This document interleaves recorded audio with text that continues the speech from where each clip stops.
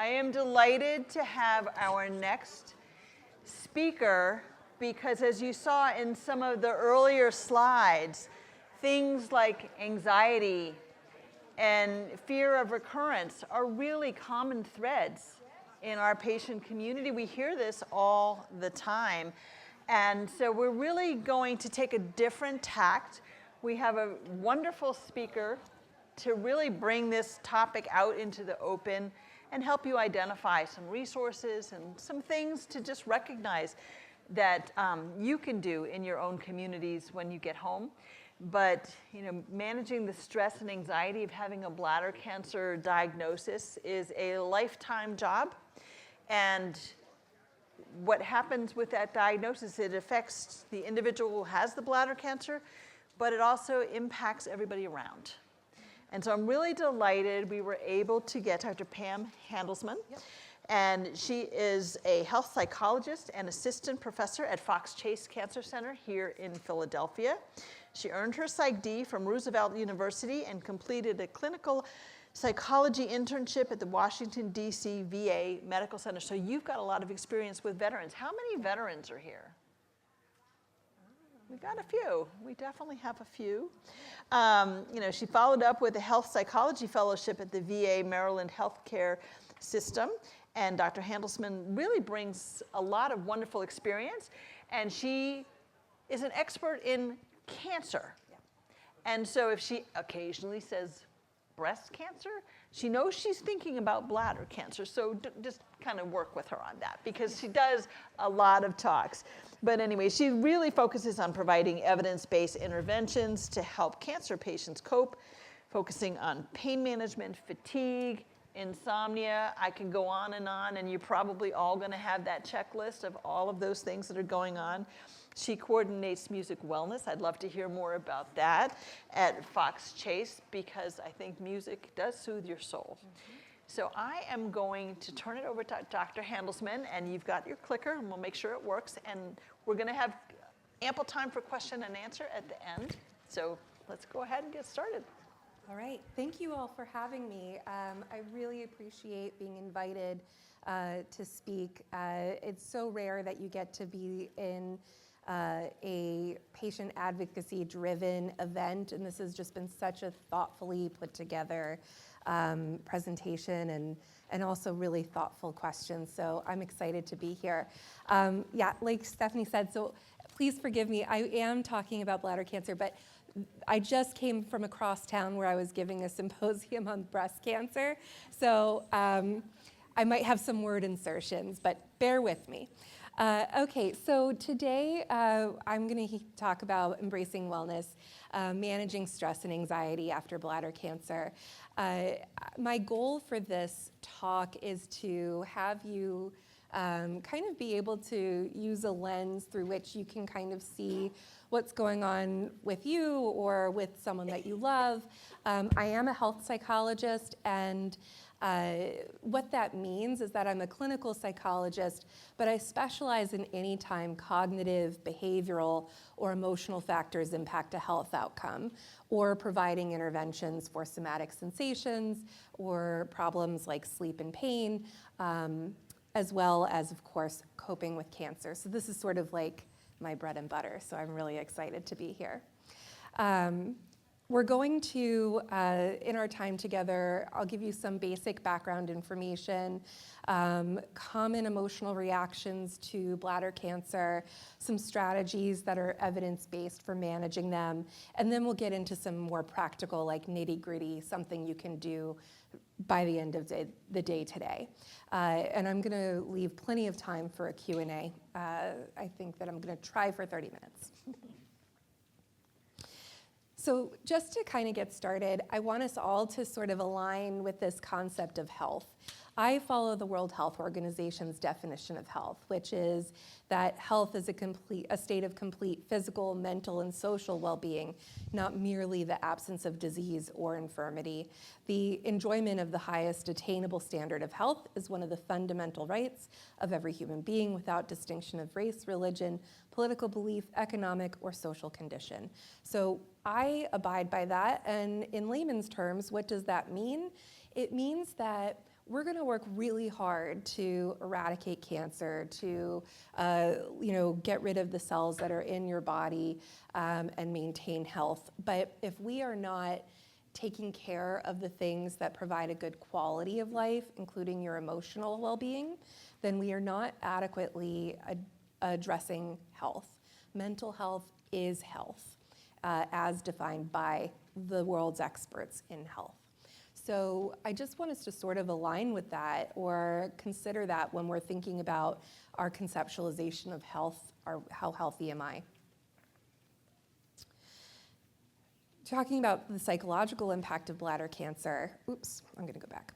I'm gonna show you some numbers that I want you to just sort of be aware of that sort of suggest that cancer and bladder cancer, it has an emotional impact on most people. And just because it is a normal or expected side effect of cancer or cancer treatments doesn't mean that we have to just leave you there. So is nausea, and yet we give you Zofran, right? So just because it's expected doesn't mean that it's not treatable or worth looking at and treating. So check out the anxiety. Depending on the study, 20 to 70% of people with bladder cancer will have some form of anxiety. And the reason why the range is so big is because it depends on how they measure it. Is it that I worry more than I used to and more than I should? That might push you into the 70% range. But it could also be an anxiety disorder, something where your anxiety is significant to the point where you're unable to stay in the present moment. It's interfering with your day-to-day life.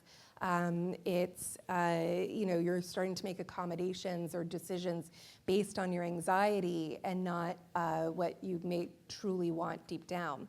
So anxiety is really common. Check out depression, even higher, 78%. And a note about depression is that there are over 1,000 different combinations of symptoms that will lead to a depression diagnosis. So a lot of times when we think of depression, we think of someone who's sad, who isn't showering, who hasn't left the house, and that is one presentation. But did you know that you can be depressed and not feel sad? That one of the symptoms of depression is either sadness or loss of enjoyment and motivation. So it's not that you're feeling sad, but that the things you usually enjoy just aren't giving you the same pleasure that they used to. And that could be depression. Especially in men, we find that it may not be sadness, it's often masked with irritability or anger, which is a secondary emotion. So depression is something to keep your eye on. But all this to say that it's also worth bringing up to your doctor. It's not going to be weird to them. 78% of their patients are experiencing this. And because there are so many different ways to be anxious and ways to be depressed, if you think that there's something going on, it's worth getting screened. Ask for a screening. The idea of, I'm putting suicidal ideation on here. We do not have good numbers for the true prevalence of suicidal ideation in the population, in people with cancer, in people with bladder cancer. We just don't have great numbers. It's not something people are all that open about, et cetera. There's some measurement issues. But all that to say that given that depression is up to 78%, we should also be aware that there may be some accompanying suicidal ideation. And that can run the range from, I wish I could go to sleep and not wake up. I don't necessarily want to die, but I don't know if I can handle this anymore, all the way up to thoughts of self-harm. And those are significant things to keep track of and follow along your trajectory. We know that just by nature of having cancer, it puts you at higher risk for suicidal ideation. So I know that it's a scary word. I know I talk about it all day, and so I'm comfortable saying it. But I also want everyone to be aware that this is something that to keep an eye out for. Interestingly, for fear of recurrence, it's 17% of people with bladder cancer after a radical cystectomy. We don't have good numbers for beyond that yet. It's only been started to be measured in the last like 5 or 10 years.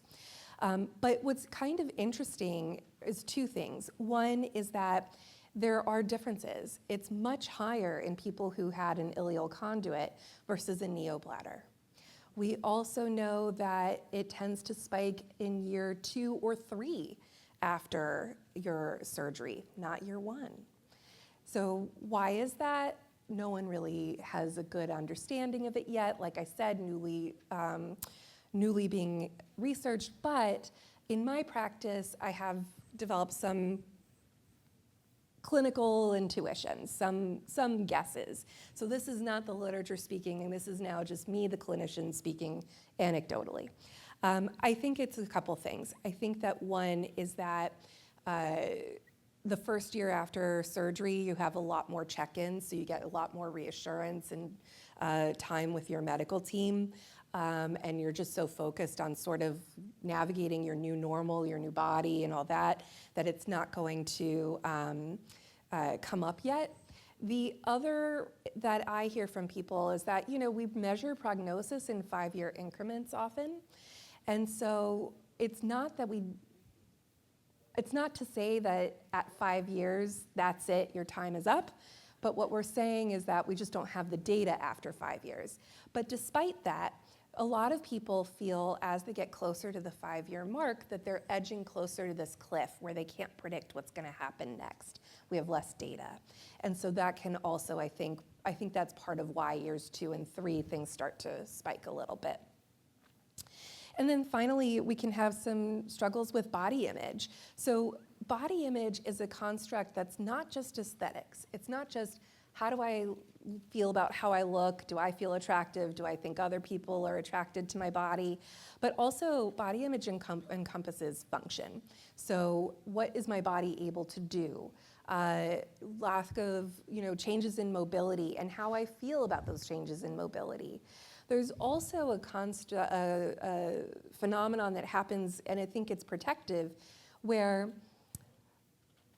we'll sort of mentally or emotionally distance ourselves from the part of the body that's affected by cancer. And that's probably pretty adaptive at first. But then after a while, you start to hear people say, it just doesn't feel like me. This part of my body just doesn't feel like me. It's not fully integrated into how I see my body or how I think of my body. And we have this sort of disconnect, this body disintegration. It's not something that people often talk about, but it is something that I hear throughout my day. So I just want to bring that up. So these are all common sort of things that if you're experiencing them, they're expected, they're normal, and yet there are also treatments. In terms of quality of life, this is another kind of interesting fun fact, is that quality of life ratings are not so different from the general population for people with superficial bladder cancer. But there are unique ways invasive bladder cancer impacts a person's life. And that's not to say that there is no impact. It's just that, as with other things that happen as people age, there's changes in quality of life. Here's some main ones. Again, we don't have great numbers for bladder cancer specifically, but we know that 30 to 60% of cancer patients have a sleep disturbance or insomnia. And in retrospective studies, when they ask patients to think back and list what was the first thing that they noticed changed about their health before they got diagnosed, insomnia is often one of the first things that they started to experience. And it doesn't mean that insomnia causes cancer. We don't have a good understanding of which direction it goes. It's correlation. It could be some third thing that we don't know about. But it does sort of point to this concept of the hypermetabolic state of cancer maybe starting to impact our sleep a little bit. On top of that, when you're not feeling well, you tend to nap a little bit more. It throws off, and you have fatigue, it throws off your sleep cycle. And then, of course, the agents that we use to treat cancer have fatigue and sleep disturbance and insomnia as a side effect. So it is a common problem.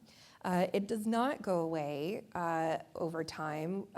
Once insomnia is present after about 3 or 4 months, it would require an intervention. First-line treatment is cognitive behavioral therapy. Then we have chronic pain, of course, that comes up in bladder cancer and in survivorship. Isolation, reluctance to leave the house. A lot of times people are afraid of leaking or smells, and then they stop doing things that are important to them or spending time with the people that matter. It also can impact your relationship, not just with sexual dysfunction or sexual issues or changes, but also when you're going from partner to caregiver and then back again and navigating those dual roles, it does impact the dynamic a lot. And then how do we approach both of those things? You know, we'll talk a little bit more about caregivers a few slides in, but there are some ways in which this can impact your relationships. Some people it brings them closer, some people it highlights the rifts. But before we can talk about what to do about it, we have to understand what maintains distress. So you all have in front of you some object. If you can choose an object that's small, that can fit in your hand, a paper clip, a piece of paper, a napkin, your pen, hair tie, air, I don't care what it is, hold it in your hand, please. Okay. Yeah, ring, I saw a ring, that's a good one. Yep. And now I want you to do what my mom told me to do when I would go to her and I'd say, as a kid, and I said, Mom, I have a bruise right here and it hurts when I do this. And what did she tell me? Don't do that. Yeah, thank you guys, stop touching it, right? And so that's how we're oriented. We're oriented away from pain. So what do we do when we have pain, emotional or physical? Well, let's do what what Mama Handelsman told us to do. Hold it out. Get it as far away from you as possible. Really get it out there. I'm serious. I know it feels silly, just do it. Go with me here. And really, you don't want this. And for a while, this feels okay, right? For a second, it gives you a little relief. It gives you space. It gives you a break. But what's gonna happen the longer you hold this out? Yeah, your arm gets tired. I already see some people kind of go, nope, get it right back up there. You don't want to feel that anxiety. You don't want to feel that depression. Get it up there. And so the longer you hold it up there, then what's going to start happening, not only does it get heavy, but then there's like secondary pain in your arm, right? And then after a while, you get so tired that it's going to take more resources to keep it up there. And then what's gonna happen, right? It's gonna start hurting and feel really heavy, and it's gonna start getting distracting. Perhaps you're having a hard time paying attention to me right now, all right? So let's do what maybe a psychologist would tell you to do, and that is, let's put it on our chest or on our lap. It's still there, right? It's still there. I feel the weight of this pen in my hand right now. And in fact, I actually have to have a little bit more courage to pull it closer to me. But it's not that secondary stuff. It's not the pain in my arm, the distraction. I can walk around all day like this, holding this pen. I could. And so this is how we have to manage our emotions. We know that the more you push them away, they don't go away. They just get heavier. And so that's sort of what maintains the distress, is if we never deal with them, they just get bigger and bigger. And then when we finally feel them, we feel totally overwhelmed because it's this huge amount of emotion tumbling down on us. We also know that the way that we respond by losing connection to activities that give your life meaning or give it a fun event, it makes it harder for you to connect to why. Like, why do I go through all this, if I'm not going to spend time with my friends, if I'm not going to go out of my house. And so that tends to maintain the distress too. The other thing I want to highlight is I like this cartoon. It's from The New Yorker. I don't know if you're familiar with they have a column where they have like caption contests. And about 2 years ago, they had one that was, what is it called? Coping strategies for when your pet seems under the weather. And so people wrote in with coping strategies. And I liked this one. Call into work and take the day off so that you can hyper-focus on your worst fears without distraction. Right? So that's what happens when we isolate, when we are at home. And the third one is passive coping strategies. Now, passive coping strategies are all the things that you're doing to try and avoid your emotions, to numb. That can be substances like marijuana or alcohol or other things. That can be locking yourself in your bedroom and taking a nap. That can be zoning out in front of the TV. That's all of this stuff. And this helps for a little while. It gives you a little space, and that's fine. I'm not going to demonize any one coping skill. However, it's over-reliance on passive coping strategies that prevent you from actually navigating and managing your emotions that tends to maintain the distress. So now that we understand about how avoidance is hard to break because it's reinforcing, but it also reinforces our distress, let's talk about what we can do to manage it. The first is support systems. I want you to find a community. Do you know, a metaphor I often use in therapy is anyone familiar with the oak tree versus palm tree metaphor? Why palm trees survive hurricanes? One person? Because they bend, that's right. They have a flexible trunk. And so whereas an oak tree tries to be sturdy and push back against the wind, a palm tree bends and goes with it and trusts that the wind will not break the palm tree. It's designed for this. The second reason that it survives a hurricane is that its root system is different. An oak tree has a few really long roots versus a palm tree has a lot of short roots. It's really dense. And it acts like an anchor, it holds it down. So what is the point I'm trying to make about emotions? Well, when you're in an emotional hurricane, I want you to try not to push back so hard against it, but rather go with it, welcome it, manage it. We know that these feelings come from you, so they are not bigger than you. And know that you will not be broken by any one emotion. And then rely on your anchors, your support systems, and it might need to be a diverse group of people. I also work really hard on effective communication strategies. How many of you, when you were diagnosed, were told by a well-meaning person, "Oh, I'm so sorry, I'm here for you, anything you need, just let me know what I can help you with"? Yeah, and how many of you could actually answer that question in that moment? No. It's just one more thing you have to do is tell them how to help you. It's like, come on. Yeah, exactly. Yeah. So here's the thing. You probably were pretty independent and didn't need a lot of help before, or needed less help than you need now. And so we have to get comfortable at how to ask for help. I want you to make a list of specific things that you need help with that you can just give to them. Take it off your plate, let them own it completely. Give them a job. Sometimes people need a job, especially when they're focusing in on how much you're eating or how much you're drinking. Just give them a job, something else to do. All right? I want you to differentiate. There's two types of social support. There's emotional social support, which, call them if you're having a bad day or, you need to be talked down. But also there's instrumental support, which is running errands for you, dropping you off somewhere, that kind of thing. And most people are not good at both. Most people are better at one than the other, right? So if we keep going to your sister-in-law who's really diligent about dropping off a meal every Tuesday. It's your treatment day. It's a long day at the center, and you're home, and you can't,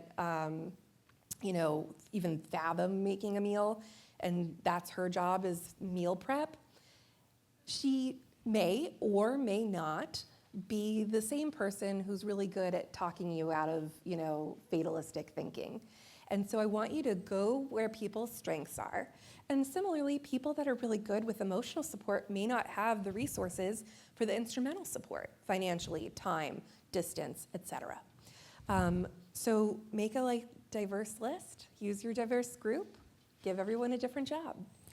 And make sure that caregivers find their own support systems. We know from research that the average cancer caregiver spends 30 hours on caregiving a week on top of whatever job they're doing and whatever other caregiving needs. We also know that caregivers often have the same or even higher levels of distress than cancer patients themselves. And we don't know exactly why, but my hunch is that it's about helplessness and control and, feeling out of control and the helplessness of watching someone you care about struggle. It doesn't mean that you shouldn't talk to your caregivers and rely on them for support, but it does mean that we need to make sure that caregivers are getting their own needs met as well. We can seek out professional support, medications, for example. I put here, I don't want to speak out of scope, so I'm going to only touch on this a little bit, but we want to prioritize long-acting over short-acting. Short-acting anxiety meds, they're great for a one-off thing, right? You're in the hospital after a procedure, and we just need to make sure that you're sleeping enough that you can actually recover, and so we're going to use it for that short period of time. You have a scan every 3 months. Scanxiety is a real thing, or you have tests coming up every 3 months, and it's okay to take, a short-acting something in one-off terms. But what we are now learning is that long-term use of some of these medications have their own issues and put you at higher risk for things like dementia. They are habit-forming, some of them. So we want to make sure that if you're relying on some of these medications every single day, these short-acting meds every single day, it's clearly not providing the coverage for your symptoms that you need, and be open to the concept of a longer-acting agent. Then where I come in is empirically supported psychotherapies. There are many treatments for anxiety and depression. These are the 3 that are empirically supported for patients with cancer: cognitive behavioral therapy, acceptance and commitment therapy, and meaning-centered psychotherapy. Meaning-centered psychotherapy is the only empirically supported treatment for existential distress. The why me's, the what's it all for's, and the who am I now's. That's existential distress, and it was actually designed specifically for cancer patients. And so the work they're doing versus CBT and ACT, which they are working to extend this to cancer patients, meaning-centered psychotherapy, the work is being done to extend it to other populations. And then we have integrative health and complementary therapies. The keys here being the words integrative, meaning that we're integrating it into an existing care plan, and complementary, it complements your care plan. It's not the only care plan for your mental health. It can go a long way for preventing issues, but if you do have depression or anxiety, this can be a part of your care plan, but it is unlikely to completely treat it. And these are all evidence-based, so I'll let you kind of read these: MBSR, mindfulness, music, art, massage, mindful movement, acupuncture, acupressure. As obviously I'm biased towards music wellness and art therapies, but I do believe that those are some of the things that keep us human, when we have bits put in and bits removed. These are some ways that we can preserve our humanity. And then self-care strategies, meditation, relaxation strategies. I want us to consider minimizing our internet searches. So the Unless way, it's beacon.org. yeah, unless Okay. it's beacon.org or ACS or NCI or some validated. But the way that the internet works is that there's an algorithm, and I'm sure that there's someone here who actually knows more about this than I do. But what we do know is that the more you search for something, the more the algorithm thinks you're interested in it and then presents you with more of it. And then it becomes increasingly more typically emotional. And so then what we want to do is you enter into this negative feedback loop.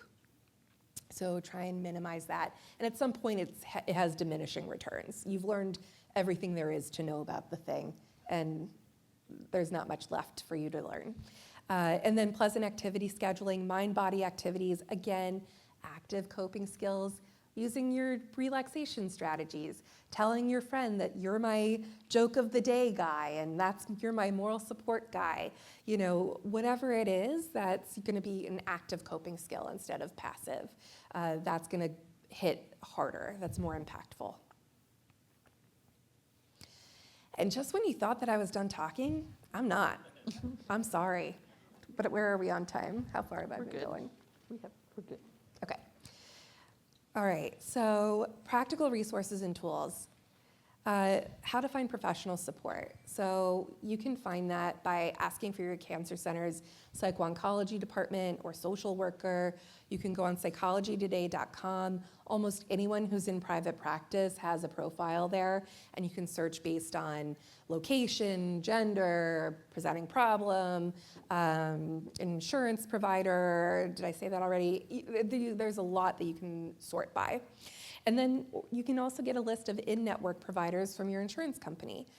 A lot of times specialists that are therapists in private practice do not take insurance. So it's also worth asking your insurance provider about your out-of-network benefits, because what will happen is that you'll pay your therapist, and then they'll give you a super bill, and then you'll submit that to your insurance for repayment for yourself.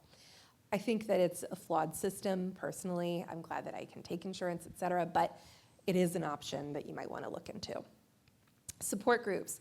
Check out BCAN. You guys I was on the website earlier today, just checking it out, and there's a great listing and connecting to support groups. You can also call Cancer Center support groups, American Cancer Society listings, and be open to Zoom, to telehealth. The research shows that the outcomes are equivalent to in-person support groups. And if you don't like the ones that are local, with internet, you can go even further afield. There's someone who joins one of our support groups at Fox Chase from North Carolina every month because they just prefer they found a good group of people, they felt connected, that's where they are. I want to can I make a little disclaimer about Facebook groups? Okay, so Facebook groups can be really great because you can get a lot of good information. However, I want you to also remember that people that are doing well and outliving their life are probably not posting on your Facebook group. And so what is left is this kind of biased view of kind of worst case scenarios and people that are really, really distressed or really struggling on Facebook groups. They're not moderated. And so whereas a Facebook group is certainly easiest, it's also, again, thinking passive versus active, right? A support group that's led or coordinated by a trained facilitator is going to go a long way towards making sure that everyone feels emotionally well and safe and able to share, and not just sort of getting information and then not sure what to do with it and not able to sleep. And maybe you're even looking at it in bed, which is going to impact your insomnia, but that's a different talk. Negative chain of events. Right. Getting the picture. Yeah. Right. So exactly. It's all about the feedback loop. Some self-guided resources that I like. These are 3 self-help books that I just find to be broadly helpful. The Happiness Trap actually is not cancer related at all, but it's a really nice book for learning how to manage and cope with emotions. It is the kind of book that you have to do. You can't just read it, but it really does help. And that's an ACT book, Acceptance and Commitment Therapy. The second one is designed to be like a encyclopedia of coping skills that are evidence-based. And so there's like a chapter on anxiety, there's a chapter on depression, and so you go to the chapter that you're experiencing, and then you can read through and see if get any good ideas from that. So it's not meant to be read, it's meant to be like a reference resource. And then Stand By Me is a new one, a guide to navigating modern, meaningful caregiving. So this is how to find meaning and how to reclaim kind of your identity as a person, even in your role as caregiver. And then we have 2 mobile apps. These are free, HIPAA compliant, so they won't mine your phone for data like other mental health apps. The first is called COVID Coach. It has nothing to do with COVID, except that it came out during COVID when everyone was having issues and stressed. And so it's chock full of coping skills that are evidence-based. You can sort of sort through them. It's like, I had a patient tell me it was like Tinder for coping skills. Find the right match. Yeah. Yeah, find the right match. I didn't like it, swipe left. I didn't like it, swipe left. I found this one, hit the heart button, and now you've got a list of coping skills that work for you. And then Breathe to Relax is also HIPAA compliant free. It's designed to teach you different relaxation strategies through breathing. This one's really old. I'm sorry. It's like so old that it's like green writing on blue background old, but it works. It's not glitchy. It just hasn't been updated. It's a great app. If you can get over the aesthetics of it, then it's worth downloading. And then this is the biggest one, creating what I like to call a cope ahead plan or setting yourself up for success. We know that emotions hit your brain milliseconds faster than your critical thinking part of your brain can come online. So what does that mean? That means that when you're anxious, it's hard to come up with a plan. It's hard to problem solve. So I want you to come up with early warning signs that you're getting stressed and write those down. So basically the question is, when do I need to use this list? And think about it broadly. Thoughts, behaviors, emotions, physical sensations. What can I do myself to help me feel better that I don't need to rely on other people for? And then who can I call? And this could be to take your mind off of it so they don't even need to know you're stressed. It's just you know that they're good at yapping, and so you can get on the phone and let them tell you about whatever they did that week, and that'll keep you occupied. Or you can have someone that you can call to tell them that you're struggling, and they can help walk you through it. So that's sort of psycho-oncology in a nutshell from a bird's eye view. I went through it really fast, I'm sorry, but I want to leave enough time for questions. Yeah. That was great. Last slide. Mm-hmm. Thank you so much, Pam. That really was very helpful because I think you gave some really great resources, and we will make all of this available to you if that's okay. Mm-hmm. We will send all this information out. Thank you. So we'll open it up to questions, but I really liked a lot of what you had talked about in terms of the emotional hurricane. You know, so often we're told, just fight, just fight. You can fight this thing. And sometimes you have to bend a little bit, and sometimes you have to be flexible and, you know, adapt to whatever the new changes are. So sometimes just taking that fighting stance is not going to serve you well. So what did you have for suggestions for people's mindset to retrain themselves? So we're all oriented away from pain, and our particular culture really values like the power of positive thinking. And it is true that, you know, your mindset can make a difference, but if how you're really feeling is scared and sad, and then you're just pretending to be like happy, you're not actually not scared and sad. You're just now hiding it and stuffing it down, doing this, right? So what I really encourage you to do is tune into yourself. Everyone feels things a little bit different, but when you're scared, where do you feel that in your body? When you feel sad, where do you feel that in your body? And even tiny little things, there's a strategy called name it to tame it, where literally if you just name all the emotions you're feeling in that moment, it takes the intensity down. Because overwhelmed is not an emotion. Overwhelmed is a state when you have a lot of strong emotions all happening at the same time. So if you can name what's in that like hurricane or what's in that soup, it takes the intensity down. So it's even simple things like just labeling. And I think that, you know, from everything I've talked to so many people over the last 10 years, that I think it also applies to caregivers. You know, so often the family members especially that are supporting their loved one who happens to have bladder cancer feel like they have to absorb everything.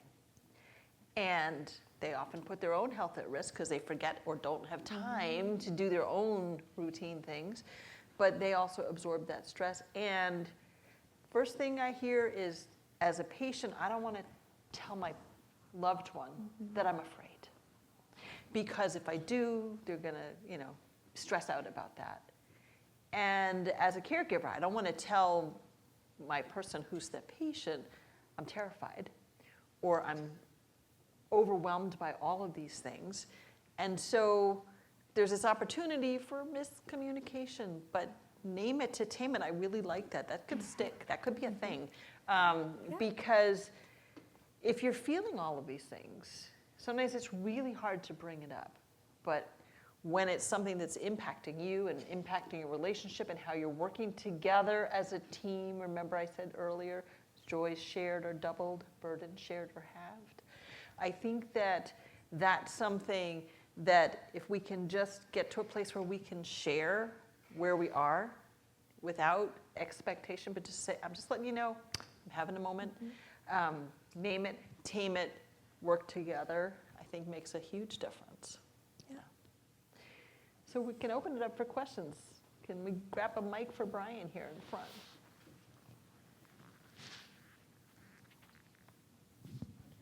Here comes Barnett. And then Nick, be ready on your side because there's going to be one there too soon, I'm sure. Hi, Brian Billings, and about 6 months after my radical cystectomy and neobladder creation, I was very honored to work with Beacon and through a coffee and conversation start the New York City Bladder Cancer Support Group.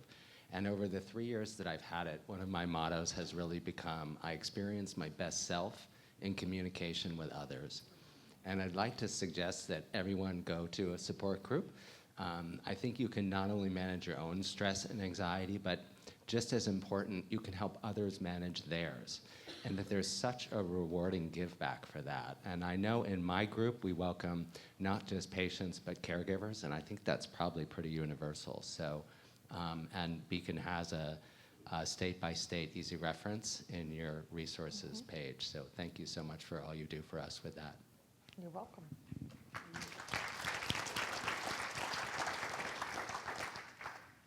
Any questions on the other side? It's hard to see because there's a lot of glare. So can I just... There's one. Okay, a question. Okay. And also you can ask questions on behalf of a friend. Yeah, asking for a friend is totally fine here. Yes, all good. I thank you. That was a very excellent presentation. In my own experience, trying to seek out a therapist just to talk about cancer, trying to find a list of people in the community who say that they know something about cancer to talk to a cancer patient, I found to be very difficult. The first person that I did see really didn't get it and was actually almost offensive, saying, just don't be so negative. And so I left that person, but I actually did then, through my, the plan, the health plan, find somebody who is a cancer survivor. And so it's developing a good relationship. But can you talk about finding a psycho-oncologically informed therapist? I think is more difficult than I ever imagined. It really is. I think because there are so many people who, even though there are so many people whose lives have been touched by cancer, people that they know, maybe never received the feedback that was unhelpful. And so then that person nodded their head, and so they said, I'll use that with my patients, right? And then they go on. It really is, it is challenging. I think that you start with narrowing it down to who says they have exposure to cancer, and then really reading the fine print of their their website. And if they're mentioning things like fear of recurrence or nuances, then you can have a better sense of like that they might know what they're talking about. But also, support groups. If someone's hooked in with, I've gotten a lot of my patients from word of mouth from other patients, and I think that's sort of how therapy tends to go. Asking your doctor, your oncologist, if they, your cancer center, do they have a list of referrals? I would say ask other people that are in the community, and you're more likely to get navigated towards a cancer-informed psycho-oncologist. Unfortunately, like I said, a lot of specialists don't take insurance. And so if you do have out-of-network benefits, it opens things up for you. But if you're in the Philadelphia, New Jersey region, just reach out to me and I have a list. So, and if you're Fox Chase, you can come to me. Which is great. Great to know, because again, Yeah. oftentimes we don't own it. We just mask it. Yeah. You cover it, paint it with anger paint, and then you just know that you're really having a hard day, but you're expressing it, but it's not getting at the root problem, I think, is really the issue. That owning it is really a hard thing for many people to do, especially when you've always seen yourself as a strong person, or you've always held the role of being the one that was doing everything for the family, and now all of a sudden you're going to expect people to do things for you. It's really hard. I know that some of you are experiencing the same kind of situation where it's like, I've always been the strong one. I've always been the one to help, and now I need help. And that's really hard. I liked what you talked about earlier with integrative and complementary medicines and things along those lines that don't replace what you get from your doctors, but they're meant to kind of accentuate. And so how do people sort of navigate those things? Like, obviously music is the good one for you. You like the music therapy, but some people are a little more artistically inclined. So how do you kind of find your right alternative, complementary, integrated therapy? I think similar to finding the right therapist, you have to try a few, just sort of experiment and see if this is something that could feel right for you, that feels good for you. Or maybe it feels right, but you just don't like that person's style. And then you're kind of, all of that is data, all of that is information. I think also drawing on things that you used to enjoy. If you have an extensive record collection, then you probably would like music therapy. If you have, if you used to enjoy going to the art galleries, then maybe art therapy is for you. But here's something weird, is that I cannot carry a tune. I clap off beat. And I honestly, when I go to concerts, I'm 5'2" 3/4", and I usually can't see. And so it's like not that enjoyable all the time, unless I'm sort of standing towards the back. But my friend is 6'3". Anyway, it's a whole thing. But then at the same time, I got put in charge of music wellness, and now I love it. So I want you to also be willing to stretch, be willing to do things outside of your comfort zone. I would have thought I was an art therapy gal, but I'm not.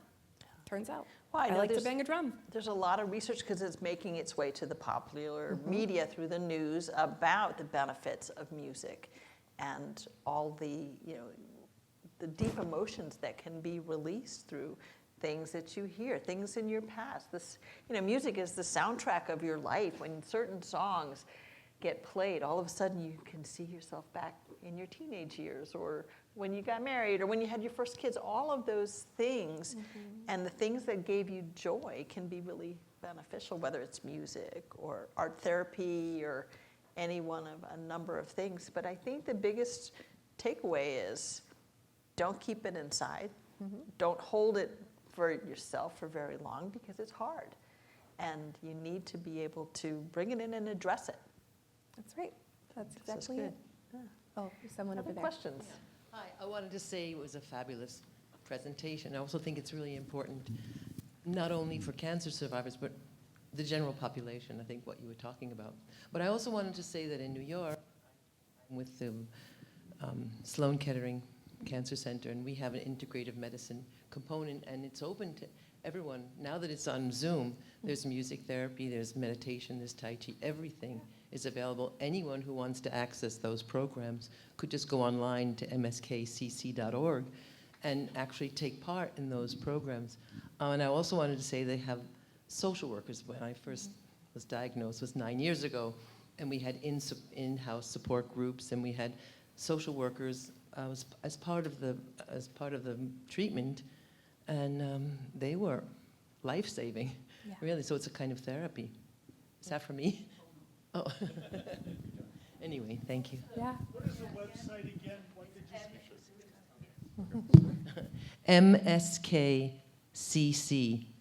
mskcc.org, Memorial Sloan Kettering Cancer Center. And anyone can just go online. There's music therapy. Oh, I must say there was art therapy before the pandemic. We don't have that.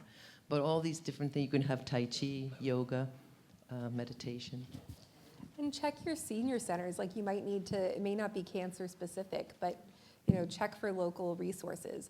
And then locally, there's the Cancer Support Network. There's the Kin Center in Bucks County that offers, the Kin Center is free, actually, for anyone in Bucks County. But yeah,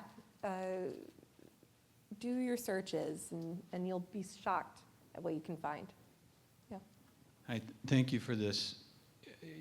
A lot of the ideas I've tried, and a lot of them really work. One thing I'd like to say that works the best for me is to be in an environment like this, where the wounded heal the wounded. It's a safe environment where people who have been through it and get it you can have this level of honesty and co-problem solving and sharing.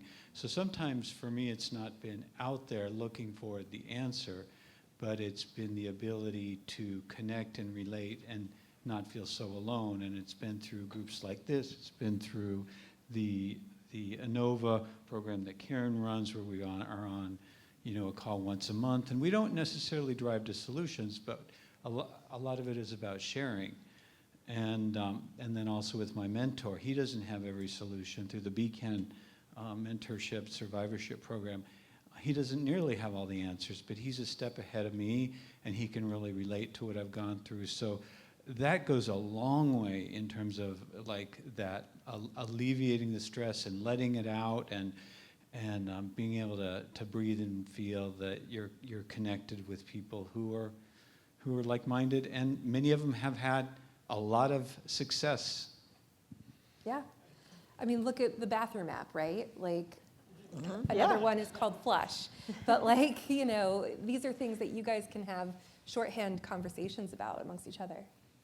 I don't know who was next. Was someone over here? There's one in the back. In the back, Who has and a then- microphone, and we'll move them this way. I'd like to know what you think about like healing touch. And also now I've heard a lot about grounding, and not just grounding, taking your shoes off and walking in grass, but now there's grounding blankets. Weighted, I'm- it's like weighted blankets and stuff. No, they're like they've got like a charge to them or something. They're not just weighted. But I mean, what's your thoughts also on both of those, healing touch or this new grounding? So the research is not there, but the way that I sort of approach it is, if you can afford it and it's not hurting you and it helps, sure, do it. But there's no real research on the energy healing properties and things like that.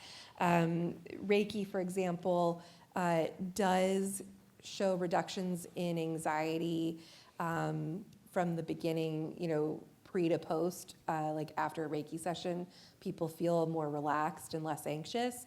However, when they compared it to sham Reiki, where someone was just standing next to you but not doing Reiki, they didn't outperform each other. Right. So it was just like the feeling of being in a caring environment with someone else around. was what did it. So is it Reiki? Can you afford it? Then do it. You know, it helps you, but it's not necessarily going to outperform someone standing next to you doing nothing either. You know. Okay. Yeah. The mic is coming this way, but we'll stop here first. Okay, I went in for TURBT 3.5 years ago, and it was non-invasive cancer, and I have had trouble telling people about it. I will tell my family certainly knows. If I have the least problem on anything else, we joke, a hangnail can really be an issue with me, but I won't tell people. I am afraid to tell them that I have the cancer. Yeah. So how do you get around that? Do you just out and tell everybody, or, do you hide it? I think that it's not all or nothing. And from a therapist perspective, when I say, is something good or bad, it's always actually, does it move you closer or further away from what's important to you in life? If it's something that moves you closer and to what's important to you, so say, I don't know you, but say family is super important. But if you don't tell people, then you're not able to go to whatever trip because they haven't planned it around your needs. Then it's cutting you off from social supports and things that are important, and people and things that are important to you. If it's something where you're going to get a ton of judgment and people just telling you to eat more, turmeric and stop eating sugar and, have you considered whatever this other thing is, and it's not welcomed, sometimes it's welcomed, great, but and it's not welcome to you, then it's probably going to drive more distance. So I think it's about thinking about what your ultimate value is, and does it move you closer or further away? And you don't have to tell every person everything. You can tell a few people and not others, and just kind of let it be more fluid in that way. That's okay. Yeah. Okay, we've got a question I don't know over where we're here. next. And we still have some time. Still have about 15 minutes. 15. Hi. Where are you? Hi, I'm sorry. right here. Thank you. Oh, I'm here. gotcha. Hi. Thank you. You've given me a lot to think about here. My question is, what about those well-meaning people who go, "You're so brave, you're so strong." Ugh. It's, The head and tilt. How are you? How are you? And, you don't want to be a bitch to them, excuse me, but it's just it's just how do you deal with them? I think that it sort of depends on your relationship with that person. If they're just the cashier somewhere that you're visiting, you're never going to see him again, just move on. If it's someone that's well-meaning, but they're in your support system and they're not giving you the adequate support that you need because they're saying unhelpful things, then it's worth giving them gentle feedback. There are effective communication strategies for expressing your needs.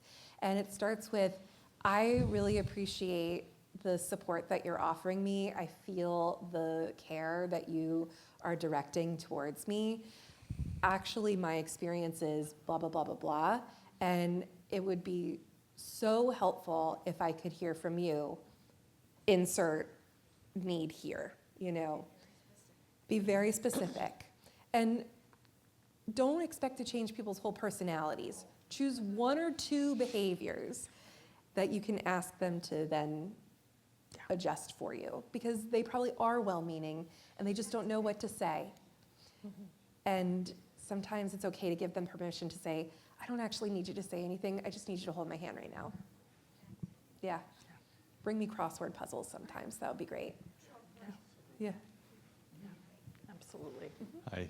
What ideas can you offer for those who are struggling but can't reach out?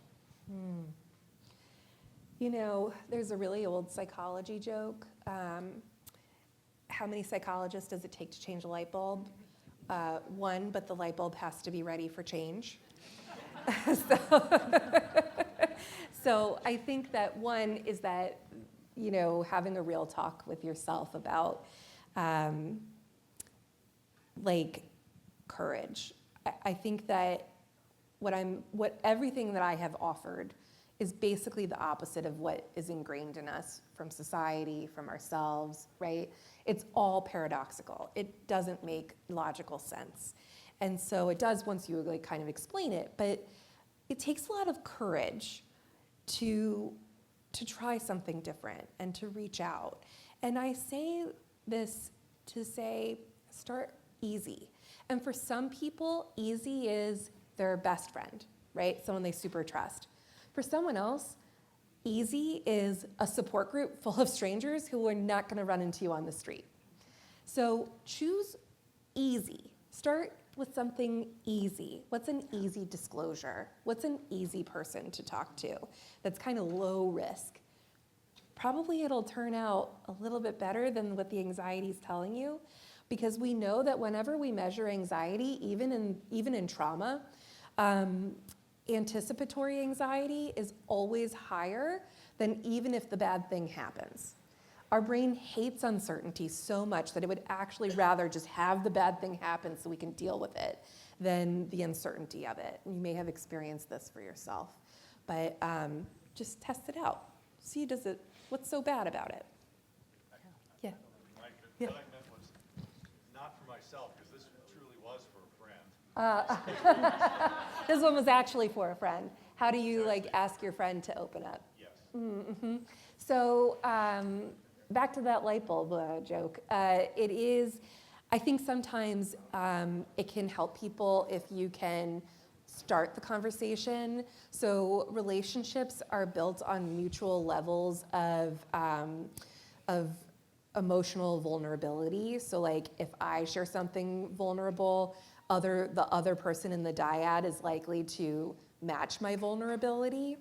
And so it may help for you to start by sharing your thing and saying something like, I feel really nervous to bring this up, but I feel like I need to share it. And then that might give them the courage to do something vulnerable too.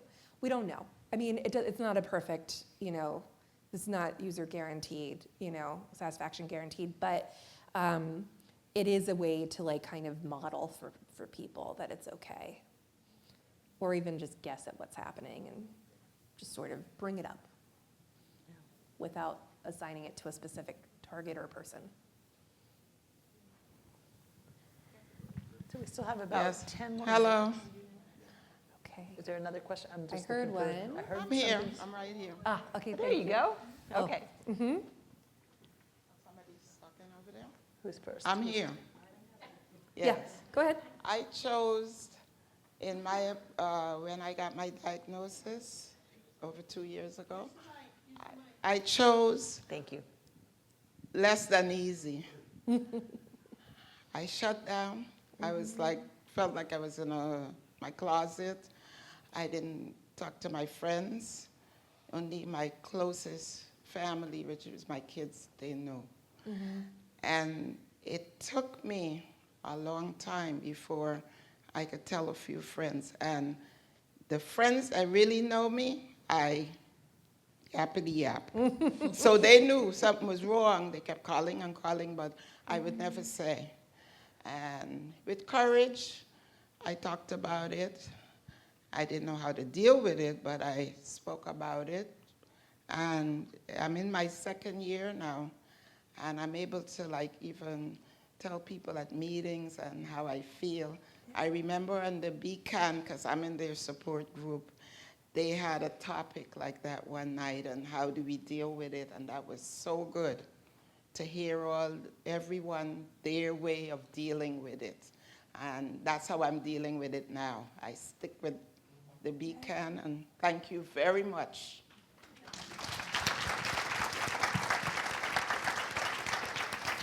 And it really is courage. It really is courage. It takes courage to sign up to come to a meeting like this. And we appreciate everyone that is here because it is a big step we offer this as an opportunity to be in a safe space with a lot of people who actually know what you're going through. But it takes courage to sign up to be in that place where you're willing to step outside your safety net and put yourself in a position to talk to somebody else. And remember that fear is a necessary component of courage, right? Like, I could slip on the soap and hit my head and get severely injured in the shower, and yet no one has called me courageous for showering this morning. I don't know why, but I think I deserve it.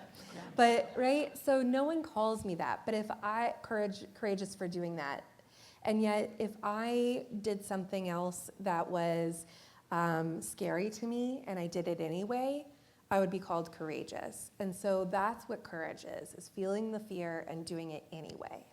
Yeah. So it definitely takes a little bit of nerve to come out here and be part of this group. So, okay.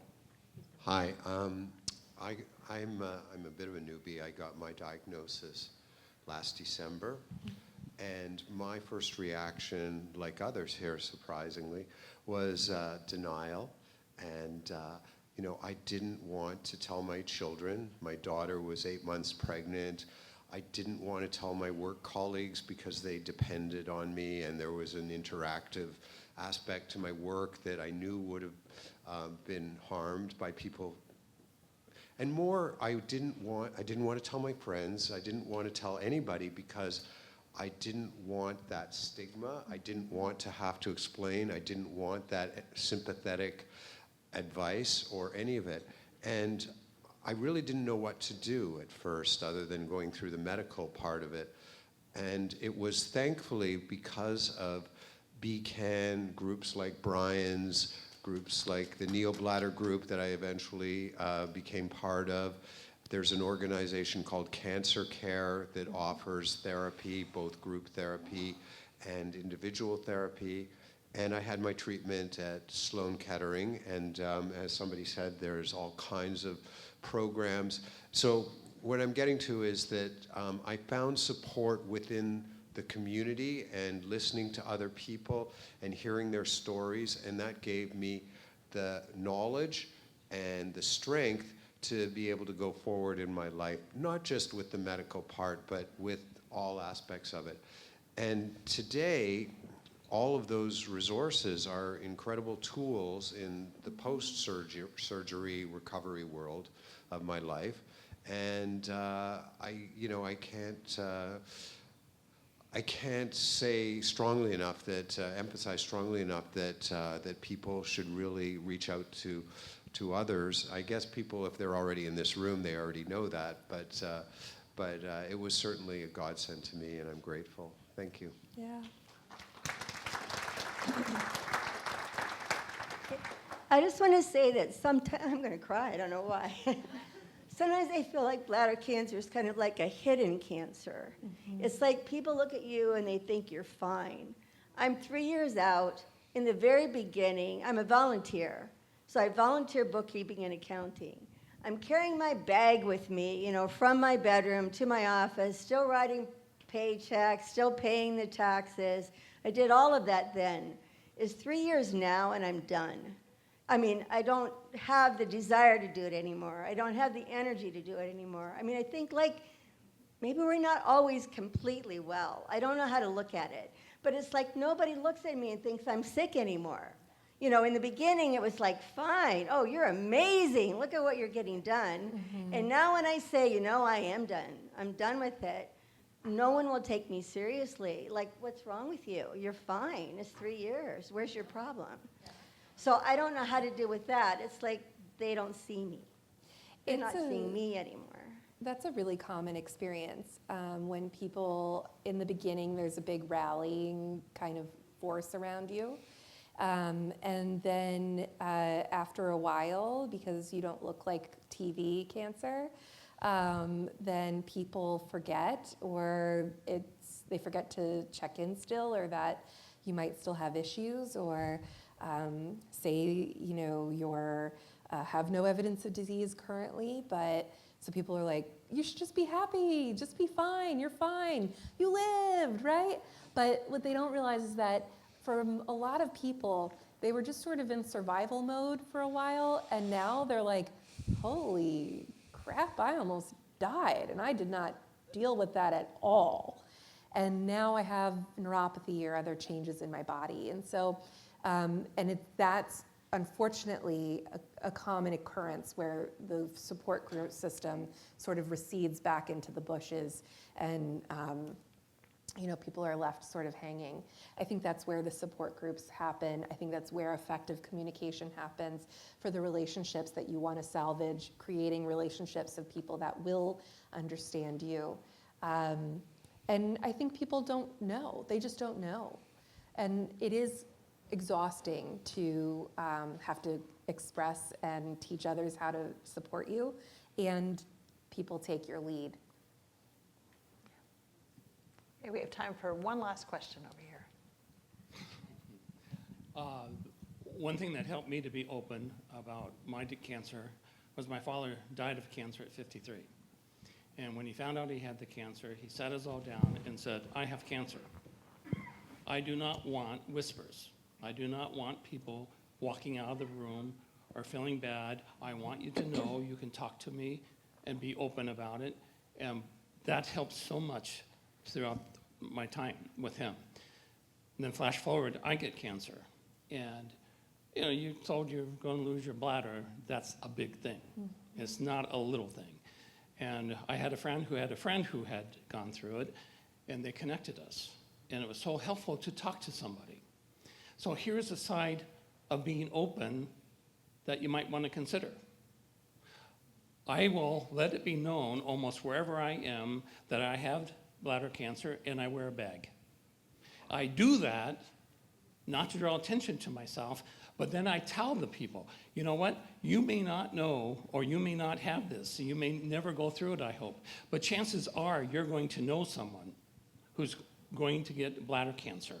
I want you to know that they can talk to me, and I will be glad to share my story with them and encourage them. I'm a survivor to survivor advocate, and that helps me because I'm sharing and helping somebody else. And the people that you do that for, whether it's bladder cancer or something else, will find out something. I'm not going to be a leper. I'm not going to be an outcast. My life's not going to be over. I can live with this and still have a quality life, for what it's worth. So, Pam, what parting words do you have? Is there one more question? Yeah. We have time for one more question. Just real quick. So I kind of am on the flip side of Sherry here, but you go on, and I think you already answered my question actually. Now that I'm thinking about it, because you go through that really, really hard time, and then you think I'm alive and I made it, and then the things that are I tend to think of them as annoyances. My insurance company's hanging up my catheters. You're all going to be sick of this, but I have a hernia issue that's now going to go on to the end of my natural life. Another issue, and I feel like, well, I shouldn't get upset about these things because I'm alive. And other people, like my husband, think, well, but honey, you're alive. And so that is like this whole other piece of this. So I really appreciate your comments on that. But I also want to say that, that if you haven't done Survivor to Survivor, which you can do at any stage, right? If you get a new diagnosis, or say you were BCG and now you got to go to removal, you can go to Survivor to Survivor and talk to a survivor. Karen Godfrey changed my life, and she constantly says to me, Sandy, stop thanking me. So these programs, the female-focused support group that you mentioned, these are life-changing. And if you can't find a support group near you, like Brian said, start one. I'm sitting at a whole table of people who have changed my life because 18 months ago we decided, to your point, that Facebook wasn't good enough. And we were going to move from the Indiana Pouch Facebook group, and we were going to start talking to each other once a month on Zoom. And these people right here have changed my life. And so if you're not in a support group, find one. And if you can't find one, start one.